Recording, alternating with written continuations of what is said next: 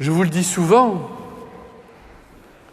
on a coutume de dire chez les pères du désert que Dieu parle la nuit, parce que l'esprit est au repos. Eh bien, cette nuit, j'ai été réveillé par une parole du Nouveau Testament. L'épreuve vérifie la qualité de votre foi et produit l'endurance. Je répète, l'épreuve vérifie la qualité de votre foi et produit l'endurance. Dans nos vies, nous traversons des épreuves. Le monde traverse des épreuves. Et en ce moment, les épreuves sont nombreuses. Ce virus, que l'on pensait disparaître avec la chaleur, est toujours là. Le nombre de morts dans le monde augmente, entraînant malheureusement parmi les hommes des divisions. Et l'on voit bien que nos gouvernements ont bien du mal à se mettre d'accord au niveau économique. Cette épreuve touche l'Église de plein front, de plein fouet. Et nous voyons bien, dans les assemblées du dimanche, que même avec un rang sur deux, une place sur deux, parfois les églises ne sont pas pleines. En quelques mois de confinement, certains ont pris l'habitude de ne plus venir. Le mal est profond. Et cet incendie, a priori volontaire, de cette cathédrale à Nantes, nous rappelle que le mal est profond.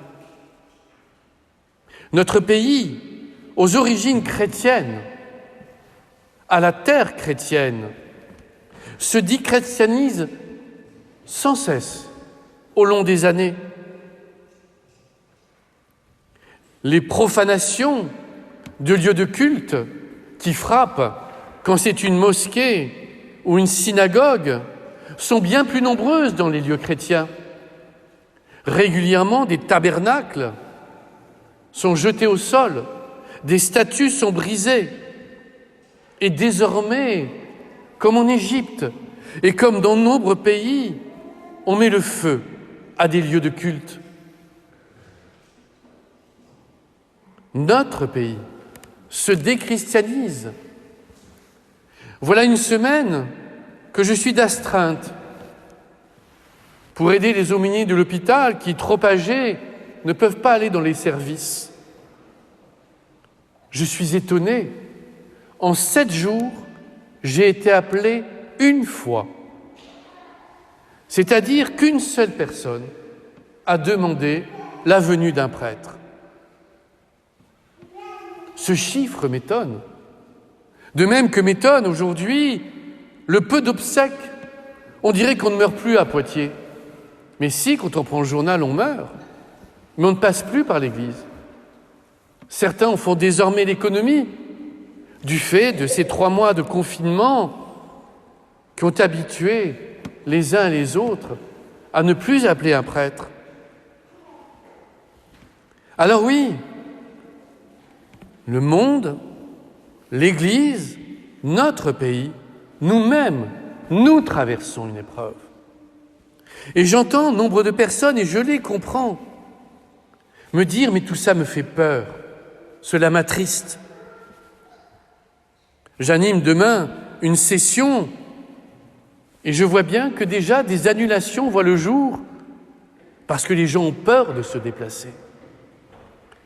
Eh bien, nous, chrétiens, plus que jamais aujourd'hui, nous avons à donner un autre témoignage. Et là, c'est une phrase de Saint Jean qui résonne. L'amour ne connaît pas la peur. Quand on aime Dieu, quand on aime le Christ, quand on est heureux de venir dans une église pour communier, quand on est heureux d'entendre l'Évangile, quand on est heureux de prier, de dire son chapelet, eh bien, il n'y a pas de place pour la peur. Parce que l'amour domine tout. Et plus que jamais aujourd'hui, nous aurons à combattre non seulement ce virus et bien d'autres maux qui frappent notre monde, Mais ce virus de la peur qui est semé dans le monde par le malin, par le diable, car l'Évangile est très clair. Il y a dans le monde un combat spirituel, combat que nous menons intérieurement, que nous ne faisons pas le bien que nous voudrions faire, mais que nous faisons le mal que nous ne voudrions pas faire. Ce combat est dans nos cœurs et dans le monde, parce que le diable sème le malheur, et que des hommes et des femmes aujourd'hui le suivent avec fascination. Je suis toujours étonné de voir tous ces films, ces séries qui mettent en avant de manière sympathique la beauté du diable. Nous, chrétiens, nous le savons, il y a un combat. Malheureusement, depuis nombre d'années, une catéchèse, pardonnez-moi le mot, c'est un jugement, et c'est rare, mais une catéchèse stupide nous a fait éloigner l'idée du diable, l'existence même du diable. On nous a dit « Dieu est amour », allez, chantons avec Paul Naref, nous irons tous au paradis, pas de problème, Dieu pardonnera tout. Mais non, Paul Naref est Paul Naref, l'Évangile est l'Évangile, et ce n'est pas la même voie. Alors, il faut savoir que ce combat est violent, et nous voyons bien qu'il est violent. Mais il faut savoir que nous n'avons pas à avoir peur, parce qu'avec le Christ, nous triompherons dans ce combat. Et c'est là notre espérance. Nous ne sommes pas des fils du mauvais, nous sommes des fils et des filles de la lumière. Et nous avons aujourd'hui dans ce monde si décontenancé, et je le comprends, puisque l'instabilité devient désormais la norme. Nous avons à approfondir notre foi. C'est pourquoi j'espère que notre Église mettra en avant avec toute la force nécessaire l'Eucharistie, la messe. La communion à l'Eucharistie est le fondement de toute vie chrétienne. L'adoration eucharistique est capitale. Et je vois bien combien, dans nombre de diocèses, elle est mise en avant. La prière du chapelet n'est pas une option réservée à quelques bigots, bigotes, mais elle est demandée par le pape depuis novembre 2018. Et le pape François, qu'on ne peut pas soupçonner d'être un dangereux traditionnaliste, et c'est de l'humour que je fais, a demandé que l'on prie le chapelet tous les jours. Nous avons aujourd'hui, nous chrétiens, à utiliser ce que Dieu nous donne, la prière. Et Paul nous dit que l'Esprit Saint vient au secours de notre faiblesse, car nous ne savons pas prier comme il faut, mais nous avons à avoir le désir de la prière.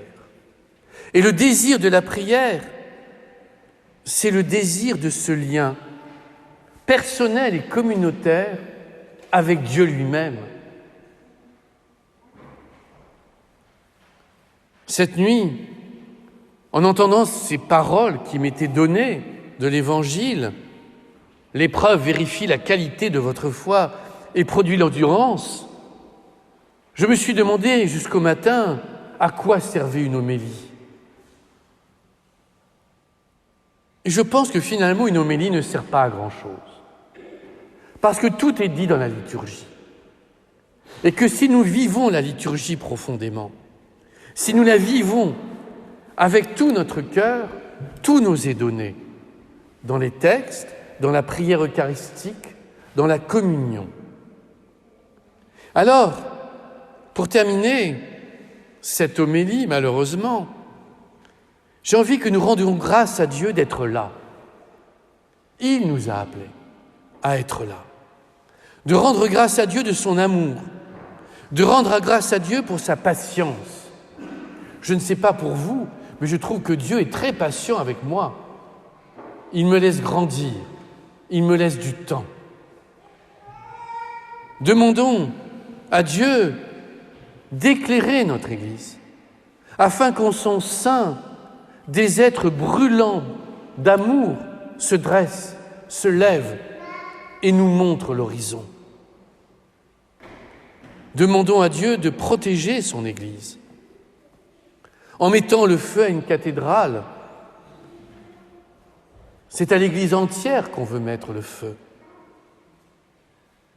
Demandons à Dieu de nous donner cette grâce de la persévérance.